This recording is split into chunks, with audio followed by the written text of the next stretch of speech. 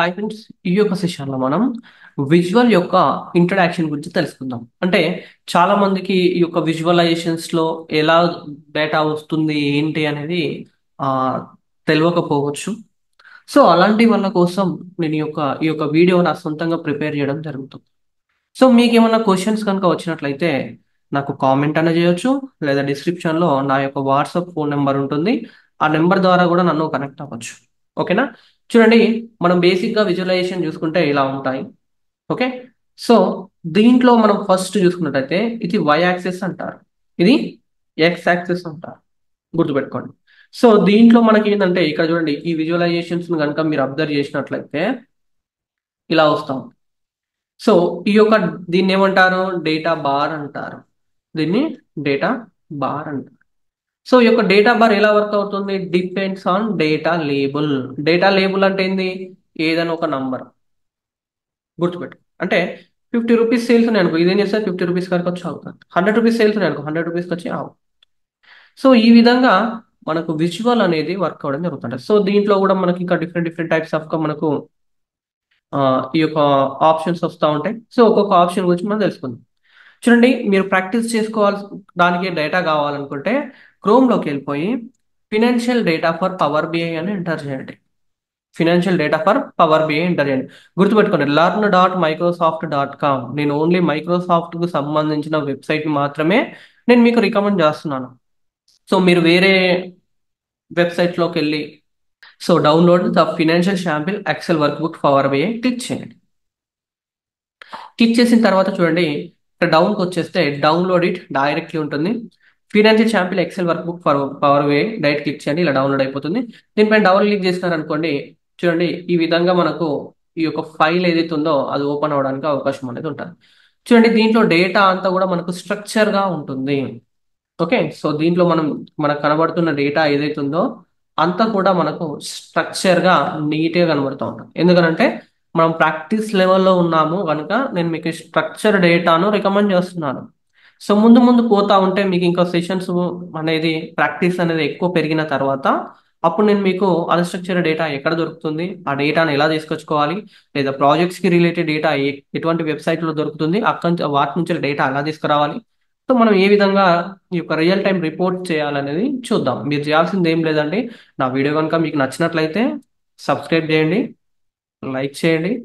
ఇంకా నా వీడియోలో కనుక మీకు ఇన్ఫర్మేషన్ కనుక ఉన్నది అని మీరు గుర్తించినట్లయితే మీ ఫ్రెండ్స్కి కూడా షేర్ చేయండి. ఎందుకంటే చాలా మంది కూడా బయట చాలా అమౌంట్ పెట్టి ట్రైనింగ్స్ తీసుకుంటా ఉన్నారు. సో అది అవసరం లేదండి, ఇంకా మీకు రెగ్యులర్గా వీడియోస్ వస్తూ ఉంటాయి. హ్మ్. చూడండి, ఇక్కడ మీరు చూసినట్లయితే ఇప్పుడు నాది ఎక్సెల్ డేటా ఉంది కదా. So Excel data from Excel click చేయండి. చేసిన తర్వాత మనకు అది ఎక్కడ ఉంది? డౌన్లోడ్స్లో ఉంది కదా, ఇది download file. So open click చేయండి. ఓపెన్ క్లిక్ చేసిన తర్వాత ఈ ఫినాన్షియల్ డేటా నేను లోడ్ చేసుకుంటున్నాను. ఓకే.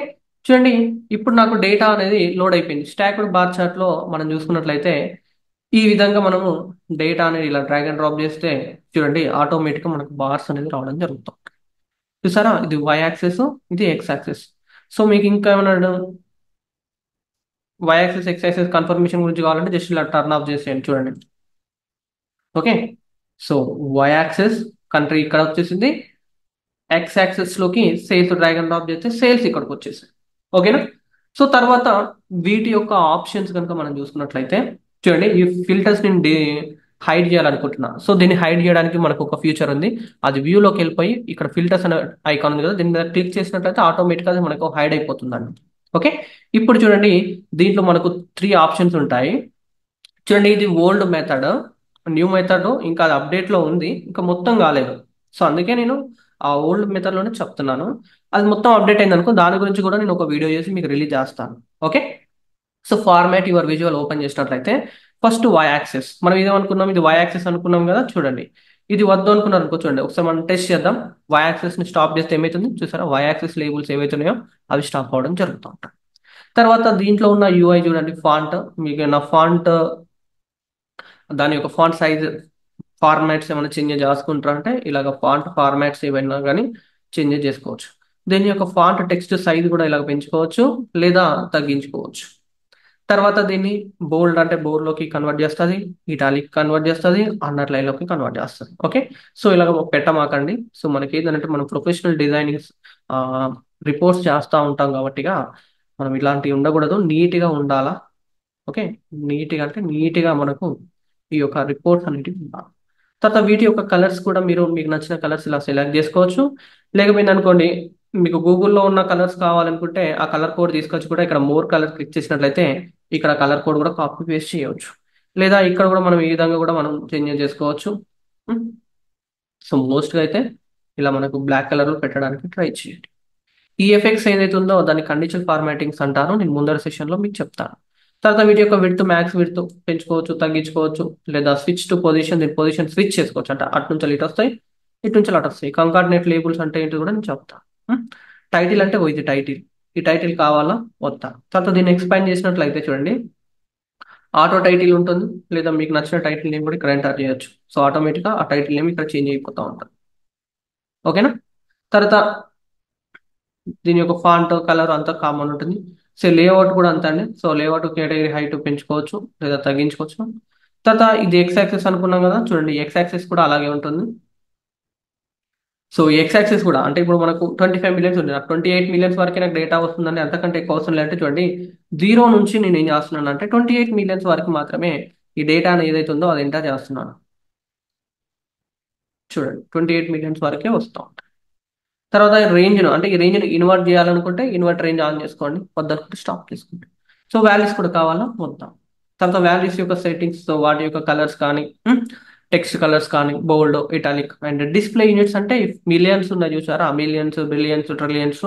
సో వాటిని అన్నిటిని మనం ఏమంటామంటే డిస్ప్లే యూనిట్స్ అని అంటాము. సో నాకు ఇప్పుడు ఇక్కడ ఆటోమేటిక్గా ఫిక్స్ చేసుకుందండి. సో నాకేంటి అంటే ఇక్కడ థౌజండ్స్లో కావాలంటే థౌజండ్స్లోకి వస్తుంది, బిలియన్స్ అంటే బిలియన్స్.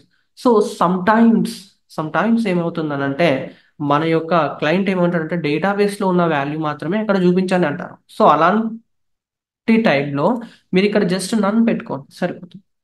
ఓకే, కానీ నేనైతే మీకు రికమెండ్ చేసేది ఏంటి అంటే ఇక్కడ నన్ అనే ఆప్షన్ పెట్టుకోండి. సో ఆటో అనే ఆప్షన్ పెట్టుకోండి. ఈ ఆటో అనే ఆప్షన్ పెట్టుకుంటే ఏమవుతుందంటే మన డేటా అనేది మిలియన్స్లో ఉంటే పర్ఫెక్ట్ ఉంటుందా, బిలియన్స్లో ఉంటే పర్ఫెక్ట్ ఉంటుందా అనేది అదే ఫిక్స్ చేసుకుంటాం. తర్వాత ఈ యొక్క డెసిమల్ వాల్యూ అంటే ఏంటంటే పాయింట్ తర్వాత వచ్చే వాల్యూని డెసిమల్ వాల్యూ అంటారు. చూడండి నేను 3 యాడ్ చేయగానే ఇక్కడ ఆటోమేటిక్గా త్రీ జీరోస్ అనేది యాడ్ అవుతా ఉంటాయి. ఓకేనా.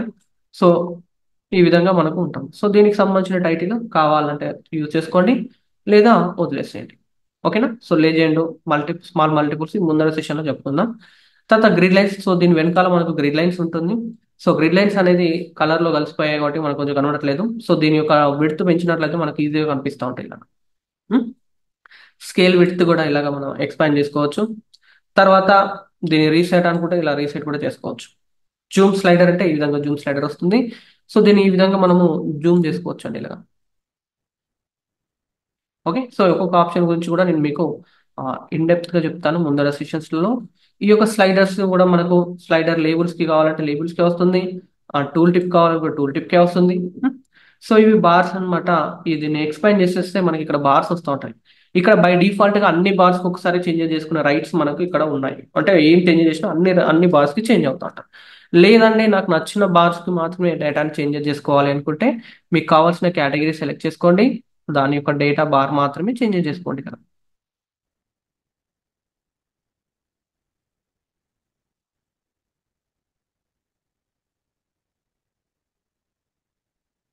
ఓకే, రెడ్ కలర్ అన్నిట్లలో యూజ్ చేయకూడదు. రెడ్ గ్రీన్ సంబంధించిన వాటికి కొంచెం థియరీ ఉంటుంది, అది నేను మీకు చెప్తాను. తర్వాత బార్డర్ కావాలనుకుంటే ఇలాగ బార్డర్ ఆన్ చేసుకోవచ్చు. సో ఓన్లీ దీనికి మాత్రమే నేను వైట్ కలర్ ఇవ్వాలనుకుంటున్నా, చూడండి వైట్ కలర్ వచ్చేసింది. లేదా బ్లాక్ కలర్ ఇవ్వాలనుకుంటే బ్లాక్ కలర్ వస్తుంది. సో దీని యొక్క విడ్త్ కూడా పెంచుకోవాలనుకుంటున్నా, చూడండి ఇలా బార్డర్ విడ్త్ కూడా పెంచుకోవచ్చు. అన్నిటి కావాలంటే అన్నిటికి ఇవ్వచ్చు. తర్వాత మనకు రీసెంట్ గా ఇచ్చాడు ఏంటంటే రిబ్బన్స్ అనే ఆప్షన్ కూడా ఇచ్చాడు చూడండి, ఇలా ఆన్ చేసుకుంటే రిబ్బన్స్ కూడా వచ్చేస్తాయి ఇలాగా. ఉం? సో ఈ రిబ్బన్స్ ని కూడా మనం ఎక్స్పాండ్ చేసినట్టయితే దీంట్లో కూడా అన్నిటికంటే అన్ని వస్తూ ఉంటాయి. ఉం? తర్వాత మ్యాచ్ కలర్ కావాలా వద్దా. ఉం? తర్వాత ట్రాన్స్పరెన్సీ కూడా మనం పెంచుకోవచ్చు లేదా తగ్గించుకోవచ్చు. బార్డర్స్ కూడా ఇలాగ వచ్చేస్తాయి. సో ఈ బార్డర్స్ ని కూడా మనం ఇక్కడ చేంజ్ చేసుకోవచ్చు, బార్డర్స్ విడ్త్ పెంచుకోవచ్చు. చూడండి ఇక్కడ సైడ్కి వచ్చాయి చూసారా, ఈ బార్డర్స్ అనమాట. లేఅవుట్, సో దీని యొక్క రిబ్బన్స్ లేఅవుట్ కూడా ఇలాగ పెంచుకోవచ్చు, తగ్గించుకోవచ్చు. తర్వాత డేటా లేబుల్స్, అంటే ఇవి ఎలా వర్క్ అవుతాయి అనుకున్నాం, డిపెండ్స్ ఆన్ డేటా లేబుల్ కదా.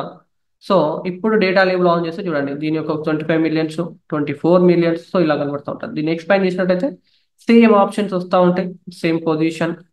సో ఇన్సైడ్ అంటే ఇన్సైడ్ లో ఫిక్స్ చేసుకోవచ్చు, లేదా అవుట్ సైడ్ అంటే అవుట్ సైడ్ లో. సో ఇన్సైడ్ అంటే ఇలా ఇన్సైడ్ లోకి వచ్చేస్తాయి, లేకపోతే అనుకో ఇన్సైడ్ సెంటర్ అంటే ఇలా ఇన్సైడ్ సెంటర్ లో కూడా వచ్చేస్తూ ఉంటాయి. ఏమైనా టెక్స్ట్ కనుక ఓవర్ఫ్లో అయిందనుకో దీన్ని ఆన్ చేసుకుంటే ఓవర్ఫ్లో టెక్స్ట్ కూడా వచ్చేస్తుంది. తర్వాత టైటిల్ కావాలంటే ఇలాగ టైటిల్స్ విత్ వస్తూ ఉంటాయి.